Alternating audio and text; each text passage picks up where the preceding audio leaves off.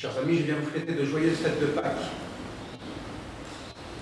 Ce matin, vous entendrez les cloches sonner à toute volée. Que s'est-il passé? Que s'est-il passé en vérité? Les évangiles ne nous en disent rien, ne décrivent pas la résurrection.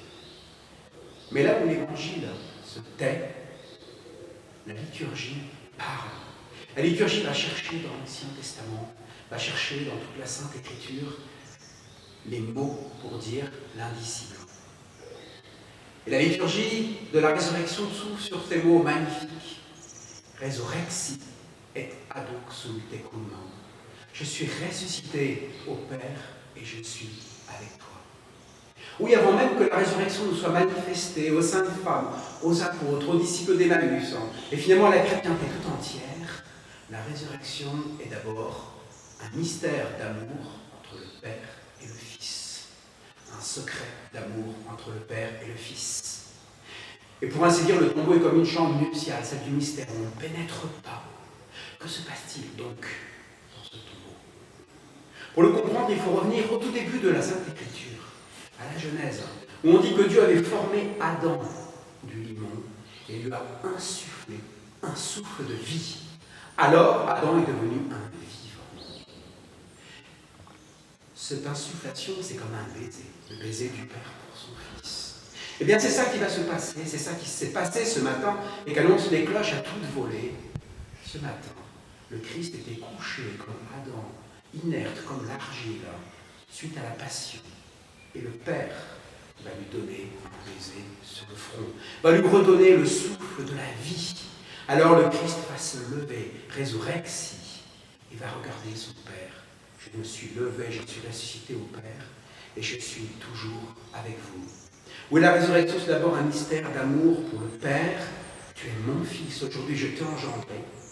Et du Père pour le Fils, mon Père, je suis toujours avec toi.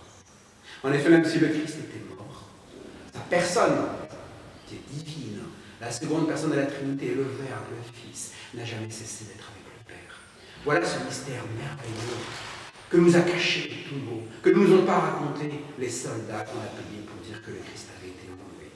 Voilà ce mystère magnifique, c'est le mystère de l'amour d'un Père pour son Fils, d'un Fils pour son Père. Et nous, par le baptême et par la fête de Pâques qui commémore notre baptême, nous entrons dans ce mystère. Le Père nous donne un baiser, si nous voulons bien le recevoir. Et ce baiser nous constitue fils, non pas de nos parents charnels, ce que nous sommes déjà, et c'est déjà un mystère merveilleux, mais il nous fait fils du Père éternel, fils dans le Fils. Alors voilà, le Christ est ressuscité, alléluia, que les cloches sonnent. Et un petit mot, vous papa. Vous papa qui peut-être souvent en démordez avec vos enfants. Peut-être regardez aujourd'hui votre fils. Regardez-le avec le même regard du Père éternel sur son Fils éternel. Dites-lui, tu es mon fils, tu es toujours avec moi. Et portez-lui un baiser ou une bonne accolade s'il est plus grand. Recevez le mystère de la filiation comme une merveille. Et à tous, entrons dans la filiation divine.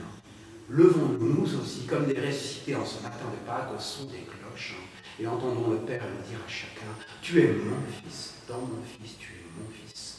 Aujourd'hui, je t'ai engendré. Le Christ est ressuscité en vérité, il est ressuscité, alléluia.